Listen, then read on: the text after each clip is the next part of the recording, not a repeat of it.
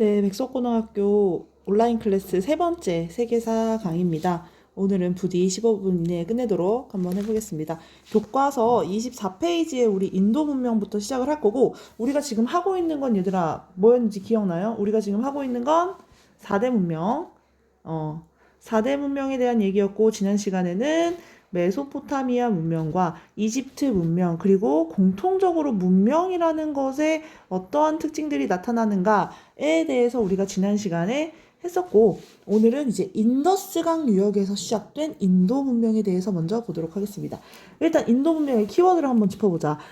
문명이라고 했으니까 뭐가 나와야 돼? 큰 강, 인더스 강이라는 큰 강 유역이 나와야 되고, 그 다음에 이제 여기에 나오는 건 뭐 도시 문명, 교통의 요충지라는 게 있고, 중요한 건 유적지의 이름이야. 하라파 유적과 모헨조다로 유적이라는 거. 그 다음에 여기에서 이제 사실은 인도 문명에 대한 것에서 가장 키워드를 꼽으라면 목욕탕이야.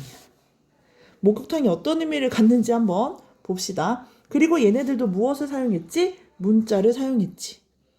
문명이니까, 역사가 시작됐으니까. 그러면 일단 인도 문명에 대한 이야기를 여기까지만 한번 해볼게.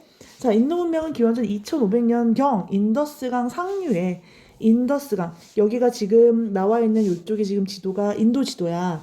그래서 이 상류 지점을 시작으로 이렇게 흐르는 강이 얘들아 무슨 강이야? 인더스강. 그리고 요렇게 흐르는 강이 겐지스강이야. 인더스강 상류 지역의 펀자브 지방에서 드라비다인이 세운 것이다.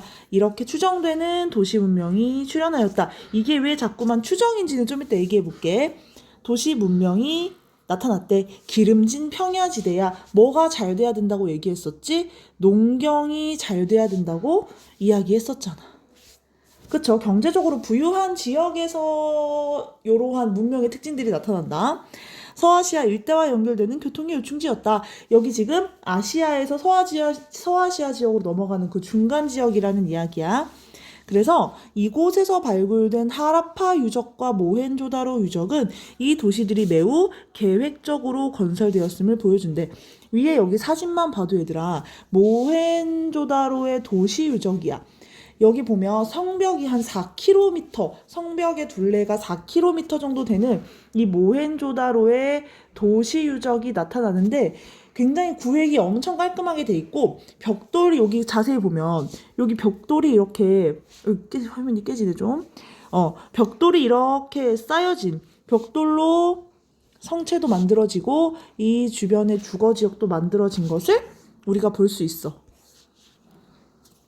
그래서 성벽을 쌓아서 망루를 만들었다는 건 외부의 침략에 대비했다는 이야기가 될 수 있고, 반듯하게 포장된 도로까지 있었다. 그러니까 지금 여기에서 설명하고 있는 것과 사실은 이 그림을 봤을 때 굉장히 체계적이고 조직적이고 견고하게 만들어진 도시 유적이라는 걸 볼 수 있어. 그러면 이제 우리가 생각이 들 거 아니야. 그렇다면 이 시기에 이 사람들은 어떻게 이러한 유적을 만들어냈을까? 근데 그 꽃이 아까 뭐라고? 이때 만들어진 도시 유적의 꽃 중에 꽃은 목욕탕이라고. 이 목욕탕이 왜 꽃 중에 꽃이냐면 앞에 나와 있는 무엇이 완비되었단 얘기야. 배수시설이 완비됐단 얘기야. 배수시설은 물을 땡겨오는 상수도와 물을 다 쓰고 나서 그 물을 버리는 상하수도 시설이 완벽하게 갖춰졌다는 거지. 선생님, 중세시대에도 그렇게 위생 상태가 안 좋았다면서요. 상하수도 시설이 안 갖춰져서 뭐 길거리에는 막 오물이, 똥오줌이 막 가득 차서 찰박찰박 거려가지고 그걸 피하기 위해서 뭐 하이힐을 신고, 심지어 그 규모가 큰 으리으리한 베르사유 궁전에는 화장실도 없었다면서요. 라고 이런 말들이 나오는데, 아니 이 사람들은 어떻게 그렇게 큰 공중 목욕탕을 짓고 그런 물을 끌어오고 물을 버리는 시설까지 갖췄다고? 라는 생각이 지금 들 거야. 자, 그런 다음에 그 사람들의 이제 이 모헨조다로 유적을 살펴보면 광장도 만들어져 있고, 사람들이 모여서 이야기할 수 있는 큰 커다란 공간도 있고, 그리고 곡식을 저장하는 창고와 같은 것도 설치가 되어 있었대. 아까 얘기했던 것처럼 건물은 벽돌로 지어져 있었고, 뭐 집집마다 우물이 있었다. 아까 위의 이야기와 같은 맥락이지. 그래서 이 모헨조다로 유적의 가장 큰 특징, 그리고 아까 우리가 앞에 메소포타미아, 이집트도 그렇고 뒤에 나올 중국 문명도 그렇고, 얘네들이 대부분 문명이라고 하면 어떤 통치자가 통치를 할 때 우리가 무슨 통치를 했었어? 누구의 힘을 빌려? 신의 힘을 빌려 하는 신권 정치를 했었는데, 과연 인도 문명에는 신권 정치가 있었느냐? 조금 의문이야. 그런데 문제는 그 아까 4km 둘레되는 이 성곽 안에 지어진 이 도시 유적에서 가장 왕궁이 발견되지 않았지. 하지만 왕궁이 있었을지도 않았는데 뭐가 있어? 그 왕궁보다 훨씬 더 클 것 같은 대규모 목욕탕이 있었지.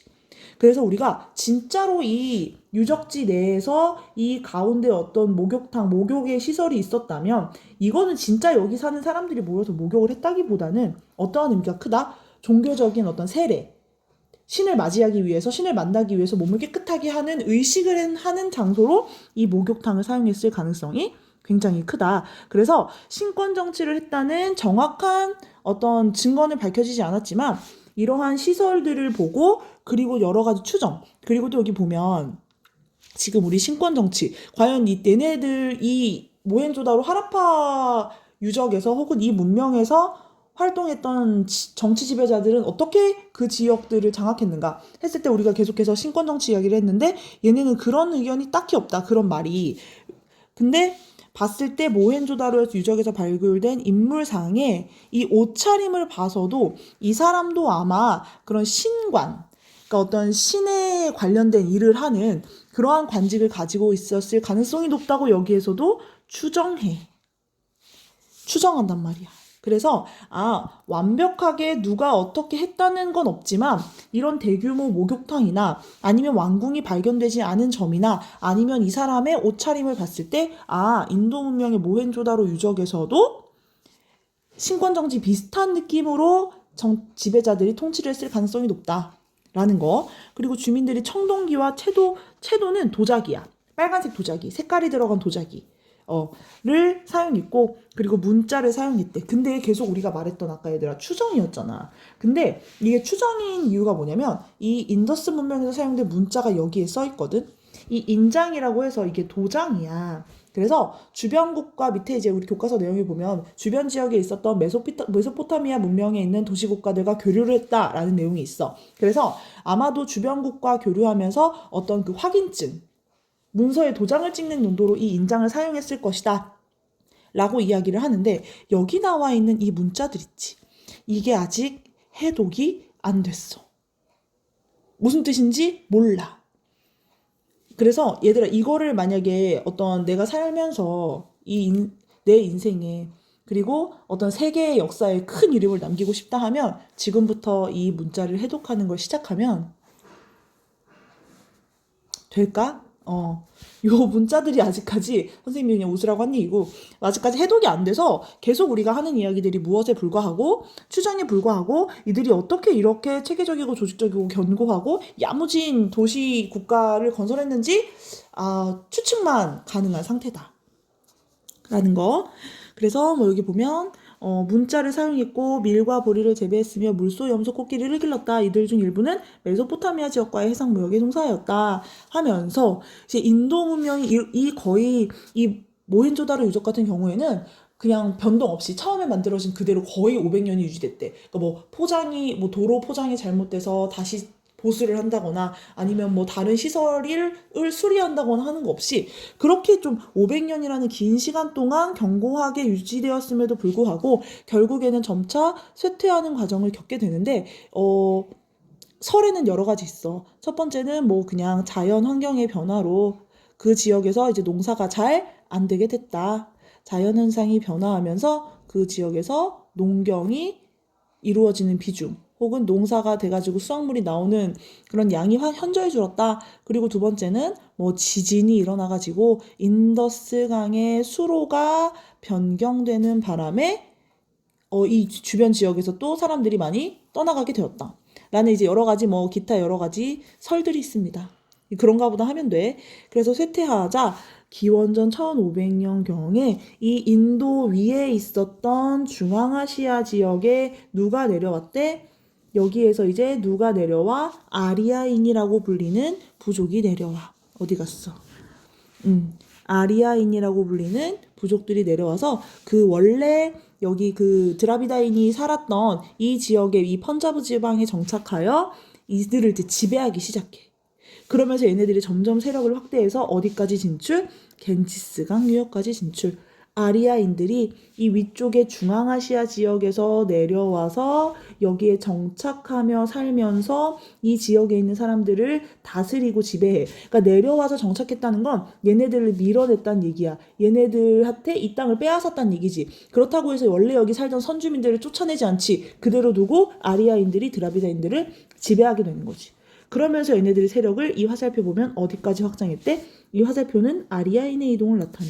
그래서 위에서부터 이렇게 아래까지 내려오는 모습을 우리가 볼 수 있습니다. 그러면서 이제 보면 뭐 겐지스강 유역은 홍수가 잦고 습지가 많아서 농경이 어려운 곳이었다. 그러나 아리아인들은 사실 이 지역에서 이제 무엇을 사용하기 시작하면서 철제 농기구를 사용하고 관계 사업 해가지고 이제 농경지에 물을 대고 그걸 가지고 이제 농사를 짓는 그걸 기술을 발달시켜서 농업 생산량이 늘어났다. 이들은 가부장적 사회를 이루었으며 소를 신성하게 생각했대. 그리고 선 주민, 이미 그곳에 살고 있었던 주민들을 지배하기 위해서 여기에서 이제 핵심이 하나 나오지. 뭐가 나와 얘들아? 브라만, 크샤트리아, 바이샤, 수드라와 같은 계급을 가진 가스트 제도라는 신분제를 만들었다. 라는 거. 그래서 이제 왼쪽에 보면 뭐 나와요? 카스트 제도에 대한 내용이 나오지. 그래서 브라만, 크샤트리아, 바이샤, 수드라라는 각각 제사의식을 담당하고 정치 군사 업무를 담당하고 여기 평민이 아리아인이 되고 선주민들은 수드라라고 해서 각종 노역에 종사하는 노예였다라는 요거를 잘 봐둘 필요가 당연히 있겠지. 카스트제의 신분 구조. 그래서 브라만들은 자신의 특권을 유지하기 위해서 어떤 태양, 물, 불 등 자연현상을 신격화하는 복잡한 종교의식. 종교의식은 모름지기 복잡해야지. 왜냐하면 그 복잡한 의식을 우리만 알고 있어야 쟤네들을 지배할 수 있거든. 잘난 체 하면서 너희들은 이것도 모르니? 이런 어리석은 중생들 하면서 이제 지배를 할 수 있으니까 아주 복잡한 종교의식을 가진 브라만교를 만들게 됩니다. 그리고 이 브라만교의 경전은 베다라고 해. 자연현상을 찬미하는 베다라는 경전을 가진 브라만교를 만든 게 바로 아리아인이다 라는 거. 그 다음에 이제 뒤로 넘어가면 뭐에 대한 얘기가 나오겠니 얘들아? 중국 문명이야. 사실 중국 문명은 앞에서 다 문명에 대한 특징을 얘기했기 때문에 여기서는 빠르게 짚고 넘어갈 수 있지. 어때요? 뭐 나와야 돼? 강 나와야지. 황허강이라는 강이 일단 나와야 되고 그리고 일단 문명의 특징은 문자를 사용한다는 어떤 1차원적인 특징도 있지만 문자를 사용한다는 것에서 우리가 추측할 수 있는 건 아주 조직적인 체계 혹은 시스템을 갖추었다는 거야. 이 체계와 시스템은 무엇으로 우리가 변환해서 이야기할 수 있어? 국가로 바꾸어 이야기할 수 있지. 그래서 여기 보면 정치 조직이 출현했고 청동기가 사용되면서 국가의 형태가 나타나기 시작했다. 얘들아 미안. 조직보다는 어디에다 밑줄을 긋는 게 낫겠어? 국가에 밑줄을 긋는 게 낫겠어. 그래서 중국의 전설상에 나타나는 최초의 왕조인 하야. 왜 전설상이냐면 일단 무엇은 남아있어. 하왕조는 하왕조가 있었다는 기록은 있어. 하지만 얘네들이 있었다는 걸 입증할 만한 제대로 된 유적은 아직 잘 모르겠는데 해서 여기 이제 뭐야? 전설상의 왕조야. 근데 이제 기록에 공식적으로 등장하는 최초의 왕조는 뒤에 나오는 뭐야? 상이야. 1600년경 그리고 이제 오늘 우리가 봐야 될 왕조의 내용 중에 제일 중요한 건 사실은 여기 나오는 상왕조에 대한 내용이 가장 중요하죠. 그래서 1600년경부터 황허강 중류에 등장한 도시국가 연맹으로 출발했다. 도시국가 연맹이라는 건 A 도시국가, B 도시국가. 국가는 국가야. 지배자가 있어. 관리도 있고 관직도 있고 거기 다스리는 백성들도 있어. 그래서 이러한 도시국가들이 작은 규모의 도시국가들이 얘들아 황하강을 중심으로 당연히 어떻게 돼 있겠어? 산재해 있겠지. A 도시국가, B 도시국가, C 도시국가, D 도시국가. 그런데 여기서 조금 떨어진 곳에 뭐도 있어? 가 도시국가, 나 도시국가, 다 도시국가도 있어. 그러면 이들과 대응하기 위해서는 일단 누구랑 가까이 있는 얘네들이 서로 연맹해야 돼. 우리는 이러한 형태를 뭐라고 불러? 도시국가 연맹이라고 부르지.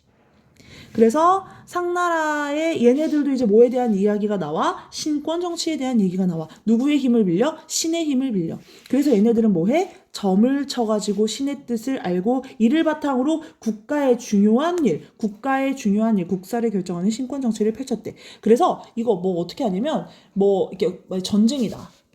아니면 중요하게 어떤 우리가 정복 활동을 해야 돼. 하면 여기 나오는 것처럼 갑골이라는 거북이 배딱지. 거북이 백다지랑 그 소의 허벅다리뼈, 넓적다리뼈에다가 그를 뭐 불에 태워가지고 그 뼈나 아니면 거북이의 배딱지가 어떻게 갈라지느냐를 보고 그걸 보는 사람이 당연히 누구겠어? 이 점을 보는 어떤 신관인 거지. 그래서 그 점을 보는 그런 무당과 같은 역할을 하는 사람이 이렇게 해서 요런 모양으로 갈라지면 신의 뜻은 이겁니다 하고 얘기하면 그 뜻을 어디에 기록하는 거야? 이 갈라진 뼈에다가 기록하는 거야.